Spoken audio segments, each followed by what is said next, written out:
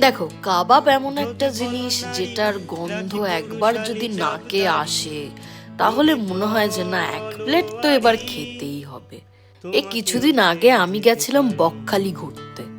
সন্ধেবেলা সি বিচের দিকে যাচ্ছি হেঁটে হেঁটে, ও মা, হুট করে দেখি কোথা থেকে কাবাবের গন্ধ বেরোচ্ছে।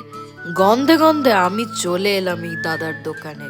আর এসে দেখি ধোঁয়ায় ধোঁয়া হয়ে গেছে, আর চারিদিকে কাবাবের একটা গন্ধ। উফ, আলাদাই ব্যাপার। অর্ডার করে দিলাম 1 প্লেট মালাই কাবাব। আর বিশ্বাস করো, কাবাবটা না জাস্ট দারুণ খেতে লাগছিল।